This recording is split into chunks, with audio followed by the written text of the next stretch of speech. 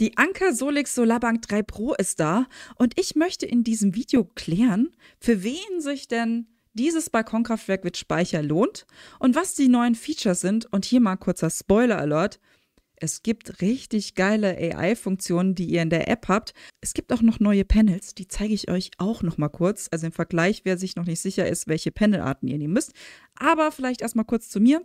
Ich bin die Sandra, ich habe seit 23, früher, also es sind jetzt schon 2 Jahre, ein Balkonkraftwerk im Betrieb. Das ursprünglich habe ich angefangen mit 2 Modulen und einem Wechselrichter. Und ihr wisst ja, Balkonkraftwerke können süchtig machen und dementsprechend habe ich mich im Sommer 24 dafür entschieden, das Ganze mit einem Speicher zu erweitern. Seit September läuft bei mir jetzt die Solarbank 2 Pro, wirklich auf Herz und Nieren getestet. Ich habe es auch ausgelesen mit Datenmessungen über Home Assistant. Aber ich muss sagen, seit dem 12. März 25 läuft sie nicht mehr, denn seitdem habe ich die Dreier jetzt auf dem Balkon stehen.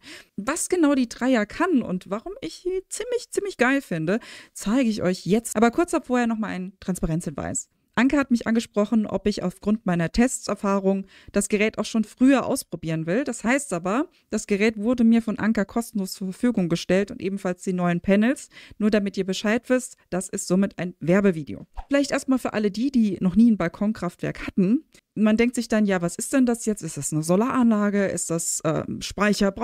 Was brauche ich überhaupt? Und deswegen möchte ich eigentlich für die Anfänger unter euch erstmal kurz klar machen, was ist das Ganze? Und zwar ist ein Balkonkraftwerk eigentlich, ich sag jetzt mal, eine kleine Solaranlage. Und das Schöne ist halt, in Deutschland könnt ihr halt mit einer relativ einfachen Anmeldung seit letztem Jahr 800 Watt von diesem erzeugten Strom gleichzeitig in eurem Haus oder eurer Wohnung nutzen. Das heißt also, ihr braucht keinen Elektriker mehr, sondern ihr könnt einfach eure Module direkt nutzen, um Kühlschrank, Laptops, also Homeoffice, gleich abzudenken. Jetzt muss man dazu sagen, früher war es so, wenn wir keinen Speicher hatten, ist es nur dann verfügbar, wenn die Sonne scheint. Das heißt also, ihr habt einen Wechselrichter und dieser Wechselrichter, der nimmt den Strom von den Solarpanels, wandelt den von Gleichstrom in Wechselstrom um, also dass ihr ihn auch dann benutzen könnt. Und dann müsst ihr ihn aber auch sofort benutzen, weil alles, was zu viel ist, das landet durch den Netzbetreiber mit dem kürzesten Weg bei eurem Nachbarn, der es verbraucht. Dafür bekommt ihr aber nichts, weil ihr habt ja keine Großanlage. Das ist sozusagen der Vor- und Nachteil einer Kleinanlage. Schnelle Anmeldung, aber keine Vergütung. Ja, und da kommen die Speicher ins Spiel. Das heißt also, wenn ihr diesen Überschuss habt und ihr möchtet ihn dann in der Nacht zum Beispiel nutzen, könnt ihr ihn in eine Batterie speichern. Das ist das Erste. Wie gesagt, 800 Watt. Das Nächste ist, wir dürfen in Deutschland bis zu 2000 Watt Module anschließen. Jetzt merkt ihr, 800 Watt darf ich nutzen, aber wenn ich, sagen wir mal, im Maximum 2000 Watt erzeugen kann, da passt was nicht. Also 1200 Watt könnt ihr theoretisch mehr erzeugen, als ihr eigentlich nutzen dürft. Also wohin damit? Deswegen ist genau das Video, um es euch zu erklären, was, wie gesagt, die Anker Solix Solarbank 3 Pro für euch für Vorteile hat, ist einzuspeichern. So, und ihr seht natürlich, das Kernstück jedes Balkonkraftwerks sind natürlich die Solarmodule. Und Solarmodule werden immer in sogenannten Watt-Peak angegeben. Ihr habt also zum Beispiel Solarmodule, die sind 435 Watt stark. Es gibt welche mit 455 Watt. Das ist immer sozusagen hinter den standardisierten Testbedingungen der optimale Output. Das heißt natürlich, je nachdem, wie euer Winkel ist, also es ist abhängig von der Sonne, habt ihr entsprechend weniger, wenn ihr es gerade aufhängt, als wenn ihr den perfekten Winkel zur Sonne habt. Der perfekte Winkel ist immer, die Sonnenstrahlen kommen 90 Grad auf dieses Modul. Wenn ihr zum Beispiel sagt, okay, 2000 Watt Peak ist meine Maximalleistung, ich hänge aber jetzt alles nach Norden, hätte ich natürlich nicht so einen guten Solarertrag, weil die Sonne kommt meistens über Osten nach Süden, nach Westen. Das heißt, ihr solltet also gucken, wo hänge ich meine Module am besten auf, damit sie am meisten Ertrag machen. Und der Vorteil ist halt jetzt, dass Anker genau für den Punkt verschiedene Module hat. Es gibt nämlich verschiedene Arten von Modulen. Und Anker hat zum Beispiel die klassischen Flex-Module, das sind sehr leichte Module, die könntet ihr überall hinhängen, weil die wiegen nur 4,5 Kilo und das hat dann ein Modul 225 Watt Peak. Bei den größeren Modulen, die sind natürlich ein bisschen schwerer, meistens so, ich sag jetzt mal 22 bis 24 Kilo. Da gibt es dann auch verschiedene Typen von Modulen. Es gibt so klassische mit Rückseitenfolie, Diese Module gibt es aber auch in etwas, sagen wir mal, spezieller, sind die bifazialen Module. Und bifaziale Module haben hinten eine Glasscheibe.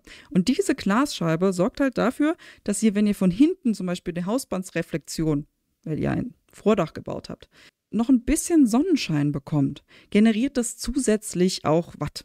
Ich habe diese 2 Module, wie gesagt 435 Watt, auch schon 2 Stück mal getestet und habe über 900 Watt damit generiert.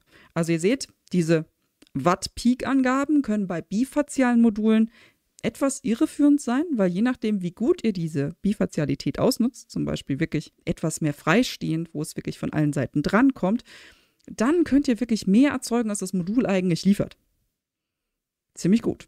Aber die Farbe ist dementsprechend etwas bläulich und wer jetzt auf dem Dach das sowieso montieren würde und sagt, naja, von hinten kommt da eh nichts, hat Anker echt dieses Jahr nochmal eine Verbesserung ihrer richtig nicen IBC-Module rausgehauen. Und die IBC-Module sind, also ich habe hier auch nochmal einen Vergleich mit allen, also Flex-Modul, Bifazial und IBC-Modul, wirklich schwarz. Und was ist jetzt der Unterschied? Also wenn ihr jetzt zum Beispiel 455 Watt IBC-Modul benutzt. Das IBC-Modul ist eigentlich genauso groß, hat aber, das bifaziale Modul hat 435 Watt, 455 Watt, weil es keine offengelegten Drähte mehr hat. Die Drähte sind alle in die Rückseite verschwunden. Das sorgt auch dafür, dass das IBC-Modul wunderschön schwarz ist und sich nicht selber verschattet. Also, auch wenn es jetzt blöd klingt, eine Wolke kann einen Schatten werfen, aber auch ein kleiner Draht kann einen Schatten werfen. Das reduziert ein bisschen die Solarleistung. Deswegen ist hier auch bei der gleichen Größe das IBC-Modul effizienter und natürlich dann für die geeignet, die sagen, ja, von hinten kriege ich eh kein Licht. Und wer sich jetzt wundert, was mache ich eigentlich mit diesen ganzen Solarmodulen, der sollte den Kanal unbedingt abonnieren, weil die Solarbank 2 Pro, die ich ja habe, nicht irgendwie ungenutzt in irgendeinem Keller stehen wird, sondern ich sie bei meiner Mutter aufbauen werde und dementsprechend auch dort das ein oder andere schicke dieser Ankermodule. Also drückt den Abonnieren-Button und wir sehen uns in diesem Video. So, dann fangen wir eigentlich mit dem geilen Thema an und zwar die Specs der Solarbank 3 Pro. Dieses Solix-System ist jetzt eine, sagen wir mal, großer Bruder ergänzend zu den anderen Systemen. Aber die anderen Systeme sind je nachdem, was ihr braucht und wie groß euer Balkon ist oder euer System sein soll, gegebenenfalls auch eine Option. Das heißt, Anker wird euch da auch nochmal eine Vergleichswebseite zur Verfügung stellen, wo ihr genau ausprobieren könnt, welches System ist denn genau das, wo ihr braucht. Das verlinke ich euch auf jeden Fall unten nochmal in der Infobox. So, dann fangen wir aber mal mit dem Wichtigsten an. Wir sprechen ja hier über ein Akkusystem. Und Akkusysteme können ja entsprechend Strom speichern. Und das heißt, die Kapazität, also die Platz, den man hat für Strom, ist sozusagen die wichtigste Einheit, die wir brauchen. Und die Kapazität des neuen Solix-Systems sind 2688 Wattstunden. Das finde ich ziemlich nice. Und was mich halt echt überrascht ist der Formfaktor. Weil die Größe des Gesamtsystems, und hier seht ihr jetzt mal bei mir 7 Kilowatt aufgebaut, das ganze System ist nicht mal 70 Zentimeter hoch. Die Haupteinheit ist wirklich super sleek und kompakt geblieben. Das muss ich Anker echt lassen, auch dieser neue, ja, ich sag jetzt mal Designer-Element mit Anker Innovations drauf, sieht wirklich top aus. Was ihr hier an der Seite seht, sind wieder 4 Eingänge, also 4 MPPT-Eingänge. MPPT ist immer dafür da, dass ihr die Spannung eines Solarmoduls und dessen Ampere, also die Stromstärke, optimal ausnutzt, um das Maximum an Watt rauszukriegen. Jetzt ist aber natürlich die Frage, der MPPT an sich, was leistet der eigentlich? Also wie viel Watt kann ich denn da überhaupt anschließen? Weil wir haben jetzt über Solarmodule gesprochen, manche haben 400, manche haben sogar 500 Watt. Wie viel passt denn jetzt an einen Eingang? 900 Watt pro Eingang. Also 3600 Watt. Und ich muss euch noch was sagen. Ich zeige euch hier mal ein paar Testaufnahmen. Ich habe an dem Eingang sogar 915 Watt geschafft. Müsst aber auch darauf achten, 2 Module dürfen nicht in Serie geschaltet werden, sondern parallel. Dafür braucht ihr sogenannte Paralleladapterkabel, nur als wichtiger Hinweis. Jetzt sagt ihr aber 3600 Watt. Du hast doch vorhin was von 2000 Watt maximaler Grenze erzählt, die wir hier in Deutschland als Balkonkraftwerk nutzen dürfen. Ja, aber ihr könnt ja sagen, ihr nutzt 2000 Watt. Ja, ihr sagt zum Beispiel, MPPT-Tracker sind darauf spezialisiert, die Ausrichtung zu haben. Jetzt habt ihr 2 Module mit der gleichen Ausrichtung, zum Beispiel nach Süden aufgehängt. Beide 90 Grad an den Balkon gehängt, beide nebeneinander. So, ihr könntet ja natürlich jetzt sagen, ich schließe das eine Modul an Eingang 1 ein und das andere an Eingang 2. Das heißt, ich habe dann insgesamt 4 Kabel. Wenn ich einen Paralleladapter benutze, weil ich ja zum Beispiel, wenn ich hier jetzt die Bifazialen nehme, sind es 435. Das heißt, wir wären bei 870 Watt. Ja, könnte ich mit den 900 Watt Spezifikation und natürlich auch mehr Leistung, das habe ich, wie gesagt, schon getestet, da seht ihr dann, könnte ich mir 2 Kabel sperren. Also ihr kauft euch einen Paralleladapter, dann nur noch 2 Verlängerungskabel und habt dann nur einen Anschluss blockiert. Wenn ihr dann sagt, okay, ich packe nochmal 2 Module dazu, nur 2 Anschlüsse belegt. Die andere Variante wäre natürlich, ihr schließt wieder jedes Modul einzeln an, weil ihr zum Beispiel eins nach Osten ausrichtet, eins nach Süden, eins nach Westen, um zum Beispiel die gesamte Kurve der Sonne zu haben. Die nächste Option wäre, ihr schließt wirklich 3600 Watt an. Und jetzt sagt ihr, nee, doch. Ihr ruft bei eurem Elektriker der Wahl an und sagt, nimmst du mir diese Anlage als richtiges Solarsystem ab? Und wenn ihr eine richtige Anmeldung macht, also von der, ich sage jetzt mal Großanlage, dann sind die 3600 Watt auch kein Problem. Natürlich ist das System weiterhin auf 800 Watt Einspeisung gedrosselt, aber hier kurzer Spoiler, da soll es in Zukunft die Möglichkeit geben, verschiedene Solarbank 3s miteinander zu synchronisieren.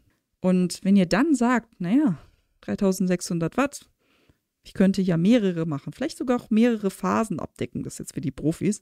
Das natürlich in Kombination mit dem Elektriker, könntet ihr aus den Ankersystemen ohne ein großes Invest zu machen, zum Beispiel in einem Mietshaus, das auch alles wieder mitnehmen, weil es keine große, ich sage jetzt mal bauliche Veränderung braucht, um diese Speicher aufzubauen.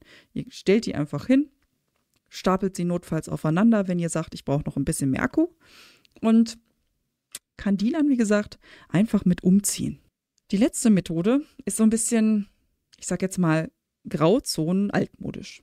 Und zwar gab es ja bis letztes Jahr die Grenze von 600 Watt. Deswegen gab es auch keine 2000 Watt Grenze, aber auch kein vereinfachtes Anmeldeverfahren.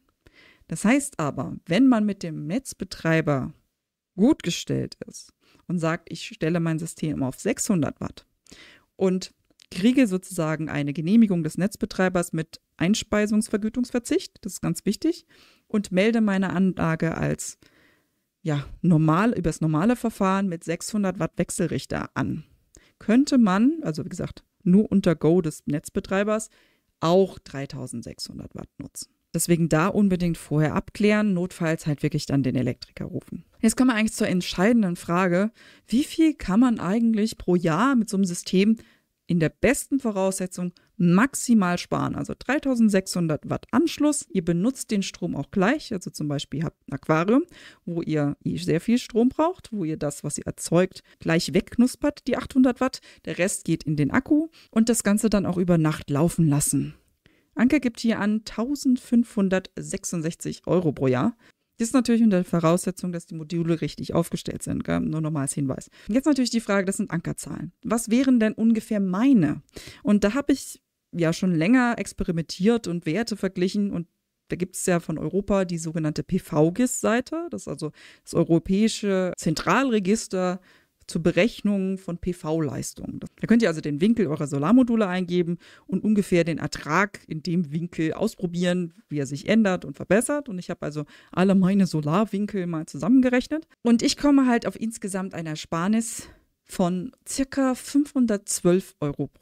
Das ist fast die Hälfte meines gesamten Jahresverbrauchs. Natürlich ziemlich interessant. Aber für euch ist es natürlich nochmal unterschiedlich, deswegen denkt an den Link unten, welches Ankersystem euch passt und was ihr genau braucht. Wie gesagt, in der Beschreibung könnt ihr das nochmal nachrechnen und ich verlinke euch auch nochmal den PV-GIS, damit ihr eure Winkel auch am besten optimieren könnt. Das nächste, was ihr beachten müsst, ist, wie viel Watt kann denn der Akku gleichzeitig laden? Und was heißt das eigentlich? Also nur so als Hinweis, wenn ihr einen Akku laden laden wollt, müsst ihr natürlich entsprechend einen Laderegler haben. Das ist das Erste.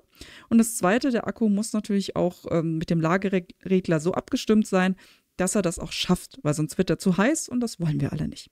Und hier hat Anker auch nochmal getüftelt und mit dem neuen Akku könnt ihr gleichzeitig, wenn ihr nur die Kopfstation benutzt, 1800 Watt laden.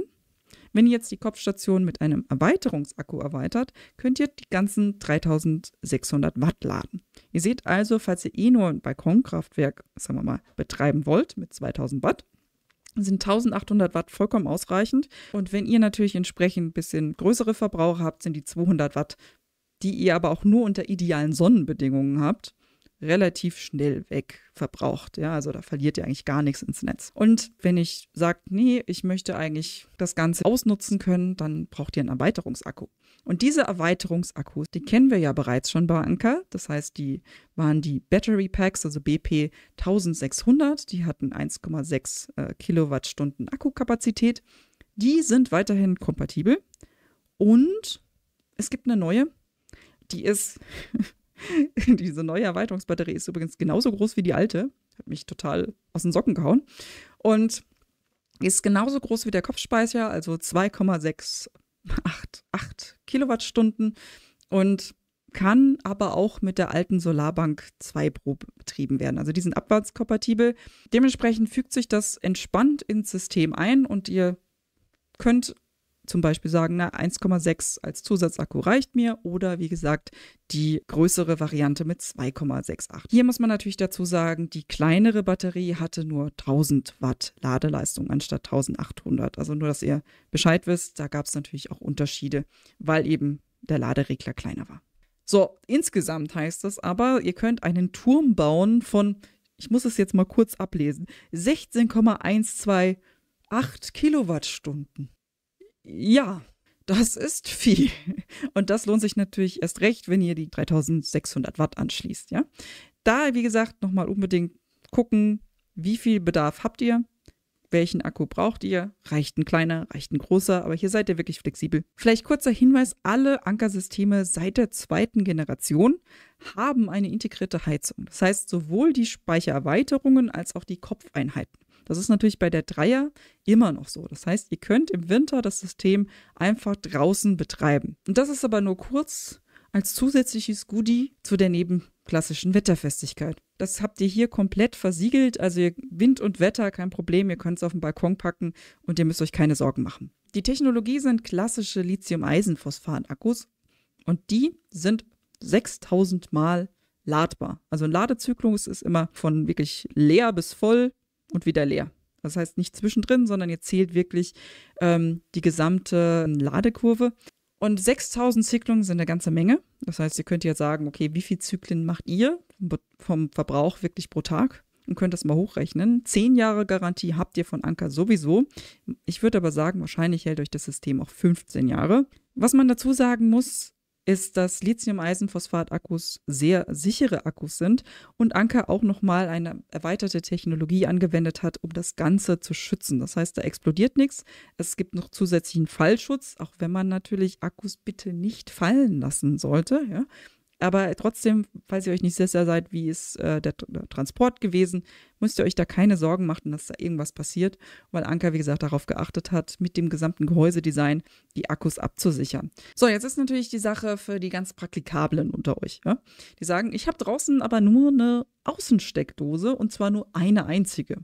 Aber meine Gartenbeleuchtung, Weihnachtsbeleuchtung etc., die würde ich eigentlich gerne weiter anstecken und möchte dann nicht das Ankersystem rausziehen. Hier wäre es angemessen zu sagen, okay, ich stecke meine Solarbank direkt in die Außensteckdose und nutze die Steckdose, die im Anker mit drin ist. Und hier gibt es die Möglichkeit, wenn ihr in das System geht, und ich zeige euch jetzt hier mal kurz mein iPad, bei den Einstellungen diesen netzunabhängigen Ausgang. Und dieser netzunabhängige Ausgang hier, den könnt ihr mit der App im System an- und ausschalten. Und da ist mir der Gedanke gekommen, für alle die keine Beleuchtung haben, die man, per App steuern kann. Wir könnt ja einfach diese Funktion hier missbrauchen und sagen, ich mache den Eingang ein. Dann ist meine Gartenbeleuchtung oder meine Weihnachtsbeleuchtung an, speichern. Oder ich mache sie halt dort auch wieder aus.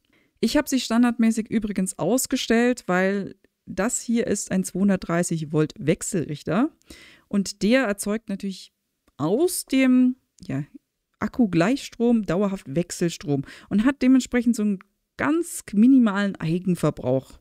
Wenn ihr das draußen aber nicht nutzt, schaltet ihn hier in der App einfach aus. Vielleicht um aber zu sagen, diese Außensteckdose kann maximal mit 1200 Watt betrieben werden.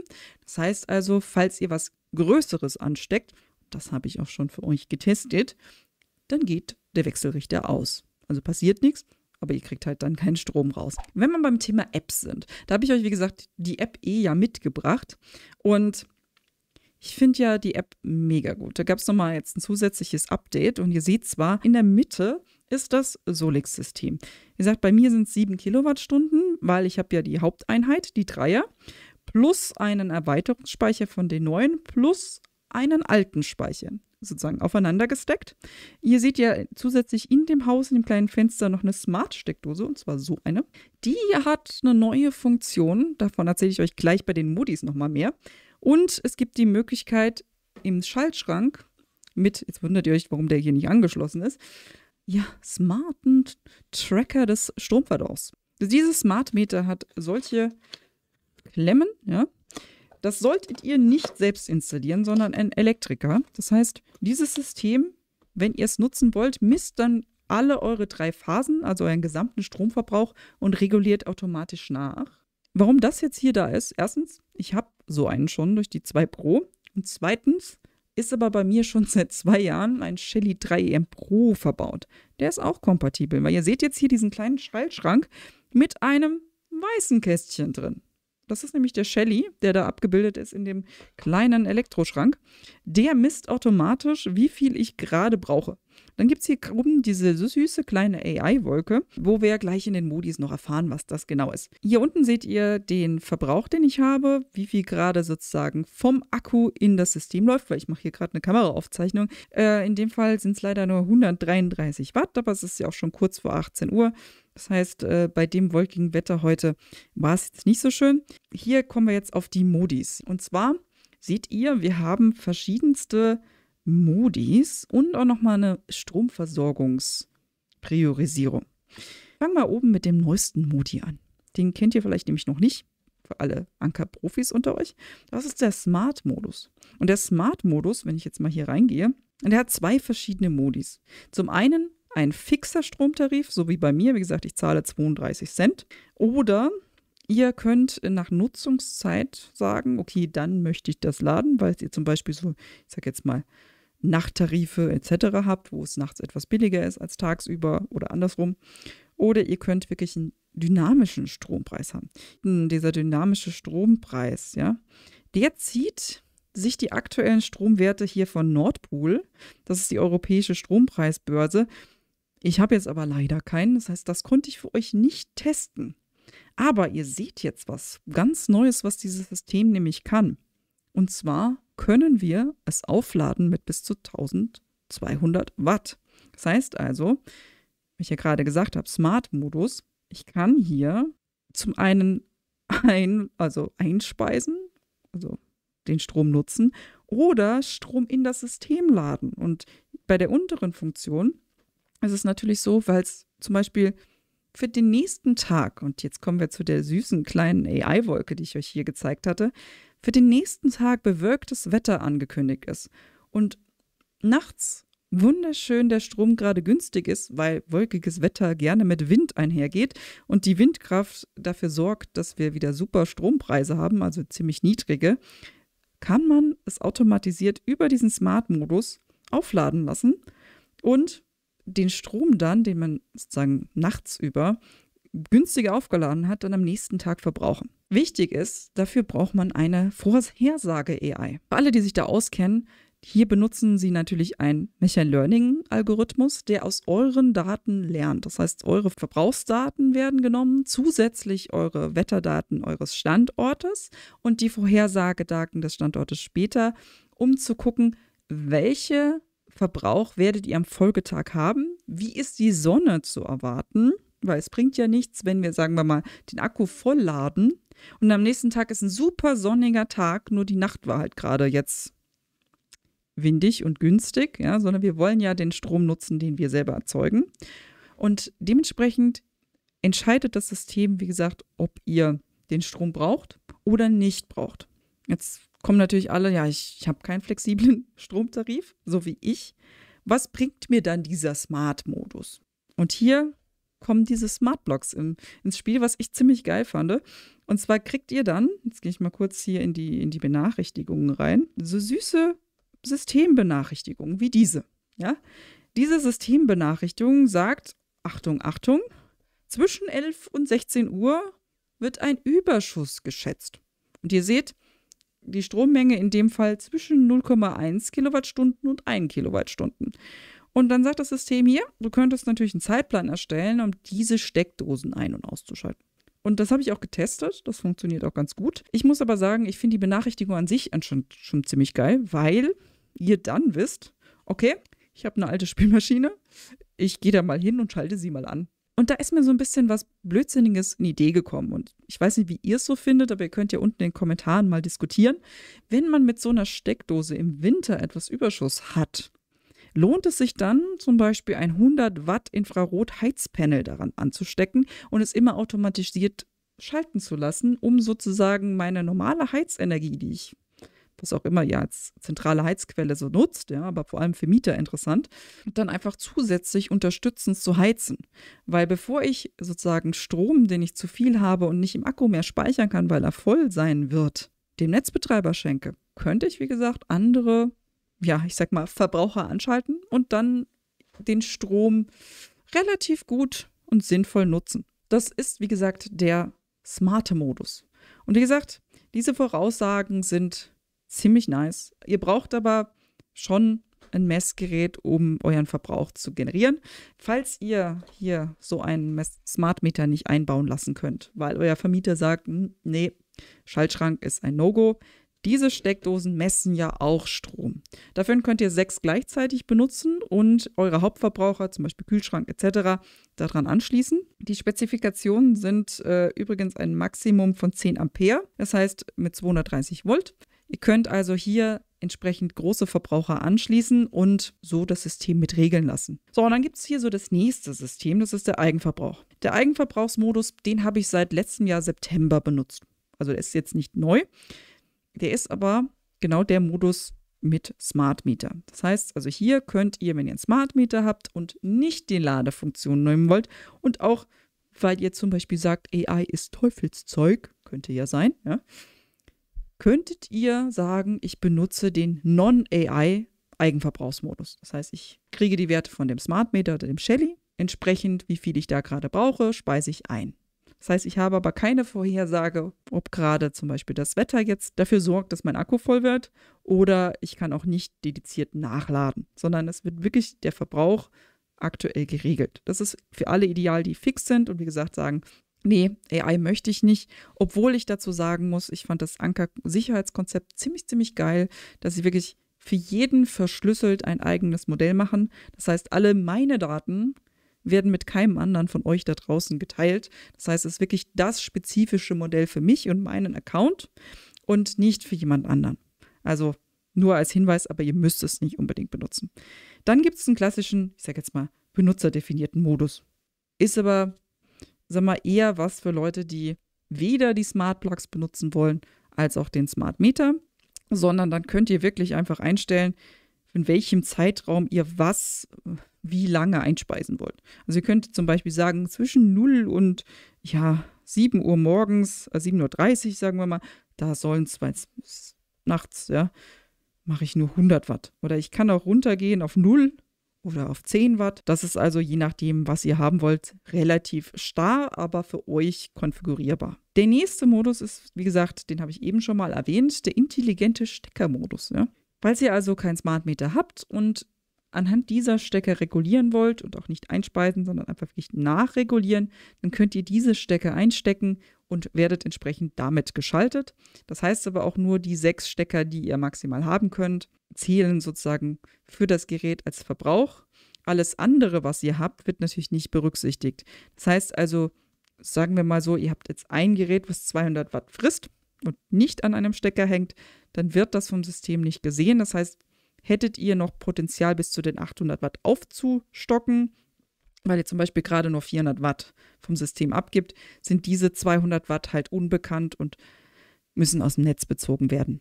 Sagt ihr aber, nee, die Ladefunktion ist mir wichtig, die Zeitplanfunktion war auch ganz nett, ja. Stecker brauche ich nicht. Dann könnt ihr mit eurem Strompreis hier auch nochmal sagen, okay, ich stelle das manuell mit Ladefunktion ein. Also ihr könnt hier, wie gesagt, die Nutzungszeit machen. Das ist so ein Saisontrigger. Der Saisontrigger könnt ihr euch verschiedene Jahreszeiteinstellungen machen. Zum Beispiel, wenn ihr jetzt sagt, okay, im Dezember möchte ich andere Werte haben und hier jetzt fasse ich mal November, Dezember zusammen, dann habe ich in der ersten Zeit folgende Werte, wo ich Spitzenzeiten, Bandeinstellungen habe oder in dem Zeit möchte ich, wie gesagt, kaufen und in dem Zeit möchte ich nicht kaufen. Ja. Könnt ihr alles dediziert einstellen. Muss ich aber sagen, war für mich jetzt nicht relevant, weil wie gesagt, ich habe einen festen Stromtarif. Aber ebenso könnt ihr das gleiche wieder mit den Nordpool-Daten machen. Das heißt, ihr könnt dann hier wieder ebenso nach der Saison gehen und dann, wie gesagt, bestimmt einstellen, wann soll mein Gerät laden, wann es soll es nicht laden, um wie gesagt, diese ganzen Schwankungen auszugreifen. Ist natürlich etwas ausführlicher, muss man ein bisschen Zeit mitbringen. Ich persönlich würde einfach sagen, nehmt den Smart-Modus, der macht das automatisch für euch. Und dementsprechend ist es ein bisschen komfortabler, als wie gesagt, die ganzen Saisons zu konfigurieren. Aber ihr habt die Möglichkeit, es wirklich zu tun. Der letzte Punkt, den habe ich jetzt ausgestellt, weil ich einfach erstmal sagen will, mir ist es nicht so wichtig, eine Notstromversorgung zu haben, weil in dem Fall würde Anker zum Beispiel sagen, wenn ihr eine Warnung hättet, dass der Akku, wie gesagt, vollgeladen wird, wenn ein Katastrophenalarm ist. Ja, das heißt, okay, ist es als was angekündigt, Hochwasser etc., dann würde der Akku entscheiden, ich gebe das nicht ans Netz ab, zur Nutzung, sondern ich behalte es zur Sicherheit bei mir. Das heißt, wenn ein Stromausfall in der Gegend ist, dass ihr die 1200 Watt Außensteckdose als Notstrom benutzen könnt. Was ich aber jetzt nochmal euch zeigen wollte, sind meine zusätzlichen Daten und wie die ganze App aufgebaut ist. Also hier seht ihr zum Beispiel, das ist mein Solarbetrieb. Da seht ihr hier, ich habe jetzt gerade wir haben trotzdem, das ist die Zeit jetzt 18 Uhr, immer noch wieder 70 Watt hier PV1. Wir haben PV2, wie gesagt, unterschiedliche Module mit unterschiedlichen Ausrichtungen, nur so als wichtiger Hinweis. PV3 macht gerade 175 Watt und PV4 macht gerade fast 60 Watt. Das könnt ihr euch hier im Detail angucken. Das wandert, wie gesagt, in den Akku. Hier seht ihr gerade, ich verbrauche halt gerade fast 720 Watt. Was ich euch aber auch noch zeigen will, wollte ich noch ein kleiner wichtiger Hinweis, ich bin noch in der Beta-Phase, gell? Also einfach ignorieren bitte. Das heißt, hier haben wir eine Solarerzeugung heute gehabt von 3 Kilowattstunden. Ist nicht mein bester Tag mit dem System, deswegen gehe ich mal ganz kurz auf die Monatsübersicht. Ihr seht also, mein bester Tag waren 10,22 Kilowattstunden. Natürlich bin in Betrieb, wie gesagt, genommen am 12. Und wenn ich jetzt mal hier gucke, mein eigentlicher Verbrauch ist dieses kleine Häuschen hier. Das heißt, hier in diesem Häuschen seht ihr, mein Verbrauch seit dem 12. abends sind 129, also 130 Kilowattstunden. Hiervon war, wie gesagt, der intelligente Stecker mit dabei. Das heißt, hier seht ihr sozusagen, wie viel ich automatisiert geschaltet habe. Das ganze Spannende, was ich aber finde, ist eigentlich hier dann die Speicherentladung. Und ihr seht, dass Anker da wirklich, wenn ich so mal hier nochmal in den Verbrauch reingehe, gibt es nämlich hier unten diese Übersicht. Ja? Und in dieser Übersicht seht ihr, wie viel der Speicher gearbeitet hat, wie viel die Solar direkt abgegeben hat, weil wir haben ja vorhin über Ladezyklen gesprochen und jeder Ladezyklus schadet ja dem Speicher in der Langlebigkeit. Wenn ich also die Solarleistung direkt an das Netz abgeben kann zur Nutzung, muss ich den Speicher nicht zusätzlich belasten. Und in dem Fall hier seht ihr, dass ich hier oben vom Speicher 32,92 benutzt habe, also natürlich nachts. Und vom Solar habe ich sogar geschafft, 41,68 zu ziehen. Also direkt ohne Verlust durch. Vom Grid habe ich trotzdem leider 25,41 benutzt und da muss ich jetzt nochmal dazu sagen, ich gehe mal kurz in die Wochenbelastung immer rein. Ich habe montags immer meinen Brotbacktag. Und mein Backofen braucht halt schon seine 2000 bis 3000 Watt gleichzeitig und dementsprechend mit 800 Watt kommt man da nicht weit. Hier zum Beispiel seht ihr ihn auch und eine gute Woche gehabt, wo mir leider mein Speicher aber voll war. Das heißt, Donnerstag, Freitag habe ich leider etwas ans Netz verloren. Also hier habe ich leider in dieser Woche, also letzte Woche, 4 Kilowattstunden ans Netz verloren. Da hätte ich natürlich mit der dedizierten Steckerregelung vielleicht auch noch den ein oder anderen Verbraucher smarter einstellen können. Wie gesagt, ich gewöhne mich ja auch noch erst dran. Es sind ja erst knapp 3 Wochen, die ich das System im Einsatz habe. Und hier seht ihr jetzt, mein Gesamtverbrauch aus dem Netz waren 33 Kilowattstunden hier. Also ihr seht ja nochmal hier, das sind die gleichen 33 hier, die ihr hier unten bei dem Einsatz seht, sind hier auch nochmal. Und da seht ihr, wirklich die Tage, was ich aus dem Netz genommen habe, war hier maximal 4,5. Eigentlich habe ich halt so im Durchschnitt, an besseren Tagen 6 Kilowatt und an, ich sage jetzt mal, wirklichen Verbrauchstagen 10 Kilowattstunden am Tag. Ihr seht also, dass ich mit dem Ganzen hier immens runtergegangen bin. Das heißt, hier gucken wir nochmal den Speicher. Der Speicher war mehr in Benutzung als mein Netzbetreiber.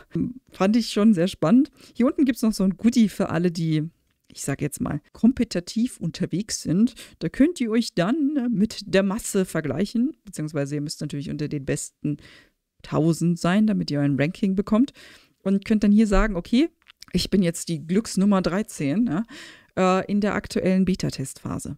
Wie viele das sind, weiß ich leider nicht, aber wir wissen, es sind noch 12 andere da draußen.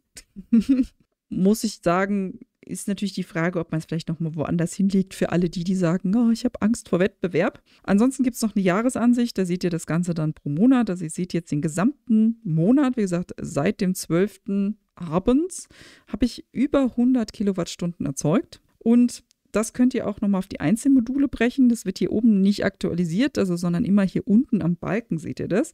Davon war, wie gesagt, 24,5 das erste.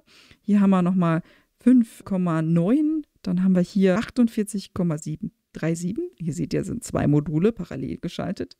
Kleiner Cheatcode, wegen weniger Kabel. Und wie gesagt, hier sind es 22,8. Das heißt, ihr könnt auch wirklich genau gucken, welches Modul was war. Wie gesagt, pro Jahr könnt ihr auch, wie gesagt, eure ganzen Statistiken, wie gesagt, hier nochmal im Detail angucken. Wie gesagt, das ist für mich die am meisten interessante Ansicht, also diese hier, wo ihr genau sehen könnt, was hat mir denn eigentlich im Verhältnis dieses System zum Vergleich zu meinem Netzbezug gebracht. Und wie gesagt, aktuell jetzt, und wir sind erst im März, Sommer kommt noch, habe ich gerade nur 25, wie gesagt, bezogen. Ihr müsst aber natürlich sagen, im Sommer habt ihr viel, viel mehr Generierung als im Winter. Das ist klassisch, kennt ihr ja alle, das Wetter.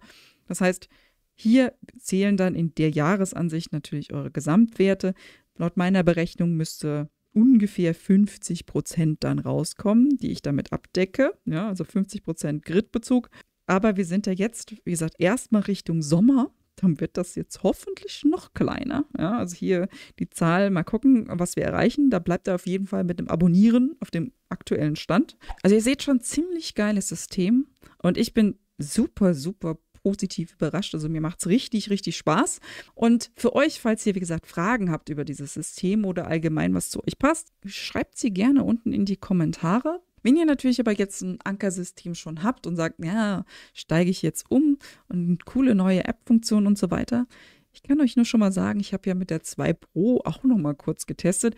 Es sind einige Funktionen in der App, die ihr auch freigeschaltet bekommt. Also seid gespannt und da macht mal eure App ab und guckt nach, was es Neues gab. Und wie gesagt, Erweiterungsakku ist mit eurem Altsystem ebenfalls kompatibel. Aber jetzt mal kurz die Frage an euch. Was haltet ihr von dem neuen System? Seid ihr genauso begeistert wie ich?